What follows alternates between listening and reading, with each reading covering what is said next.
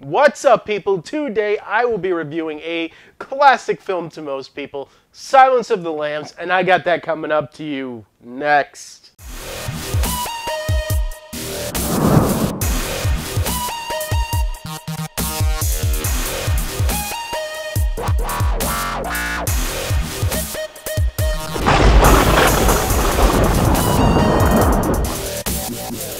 So Silence of the Lambs is a classic to most people out there, and with the release of the Criterion edition of Silence of the Lambs, I felt like it is almost something that I had to do for you guys.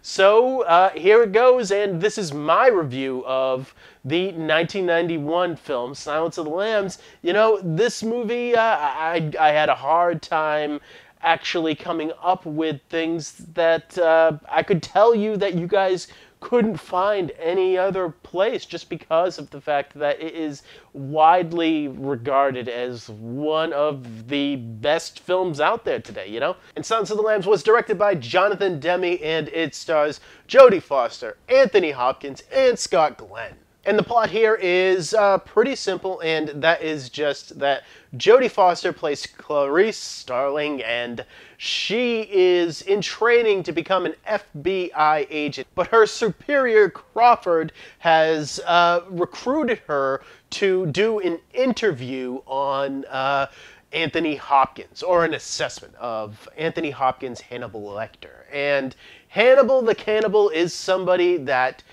is really revered for the FBI, with the fact that they actually caught him. So through his jail cell, Clarice has to do an assessment of Hannibal the Cannibal. And that is because they want his opinion on a serial killer that they are calling Buffalo Bill. Now, right off the top, I will just say that I am not the biggest fan of Jodie Foster. I feel like her politics really get in the way of her acting, and a lot of her films just showcase her politics more than just creating an entertaining movie. But at the same point in time, I love her in this movie, and this will always just be the perfect showcase for Jodie Foster, and she deserves all the accolades that she gets for this movie because she is so great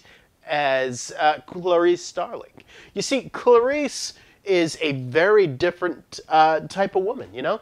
She is a very strong woman. She will go up against Hannibal the Cannibal, and at the same point in time, she will be scared and she will show that vulnerability, but she never lets that overcome her. And that makes her such a strong match for Hannibal Lecter here, and Anthony Hopkins and Jodie Foster really have some interesting and some of the best interplay between two characters that you can find on film. And just the way this movie plays with the character of Clarice Starling. You know, at the beginning of the movie, when she's at the FBI, I just love how they portray her as this person that is just really, she is searching for her place within the FBI, and her uncomfortableness with actually like being there. You know, they have this scene where she is called up to Crawford's office, and she gets into this elevator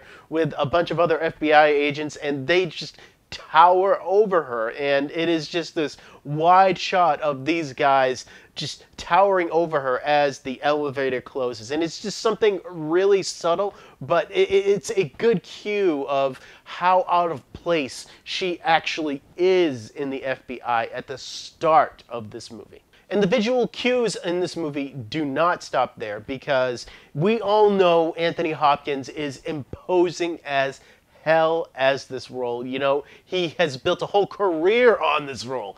But the way that Anthony Hopkins is filmed at times here, where it's just a hyper, just really close up of his face as he's giving this amazing dialogue, it's really powerful stuff. And when you see it, it still impacts me. And he seems so imposing imposing, even today, and I've seen this movie more than a dozen times. I love Anthony Hopkins in this movie.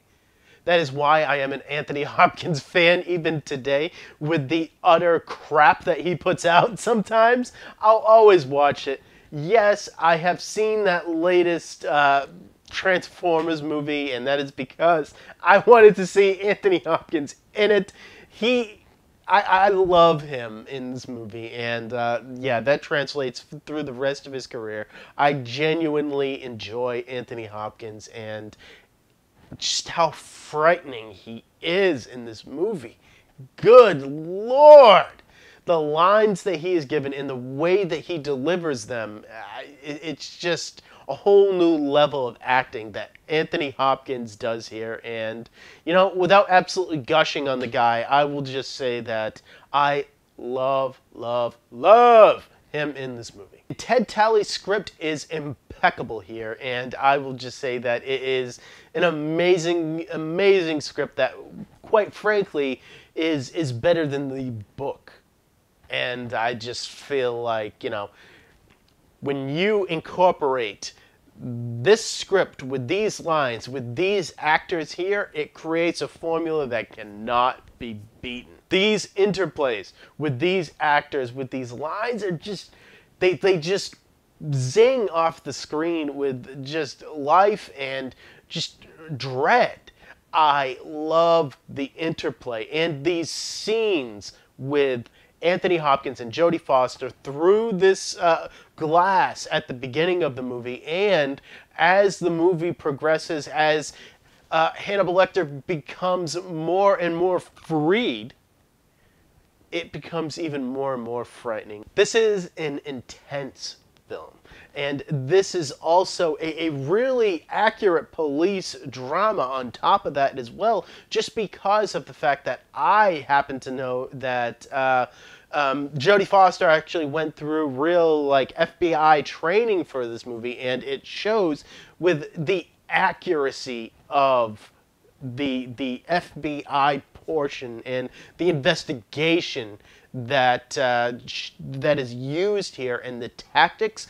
It all just feels very real to me. And lastly, I got to talk about Ted Levine's Buffalo Bill. I cannot think of a more frightening villain for me and just off-putting. That is Ted Levine in this movie. He just off-puts you. And, wow, just, you know, what a brave performance for the guy. And you know what? He'll always be known as this. He will always be known as Buffalo Bill. I don't care about, you know, his seasons of Monk and the fact that he was in the first Fast and the Furious. No. You're Buffalo Bill, dude. You're Buffalo Bill. So, guys, I definitely agree with the consensus that this is a classic movie. I just feel like this movie doesn't miss a beat. The FBI work that they do in this movie is really accurate. At least it feels that way.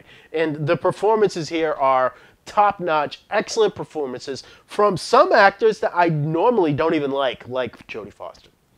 And, you know, you got Anthony Hopkins. Who can go wrong there? You got Ted Levine. I just can't say enough about this movie, and it is one of the movies that really, you know, made me want to do this channel, and I just feel like it is just a really great movie to watch years and years after I've seen it. And for that, I do have to give it a 10 out of 10. We are in some classic territory with Silence of the Lambs. So next, if you're looking at my up next shelf over here, I have Hell or High Water in 4K. I am going to be watching that tonight, and I'll definitely be getting that review to you guys, along with the Criterion review of Silence of the Lambs. I feel like that's the reason why I'm doing this review, because Silence of the Lambs did just come out in Criterion, so I'm going to be reviewing that for you guys real damn soon. And if you are excited about that, comment below. Let me know about other Criterion releases that you want me to do. And subscribe so you know when those videos come out. And as always, guys, you guys are awesome. And I will see you all next time.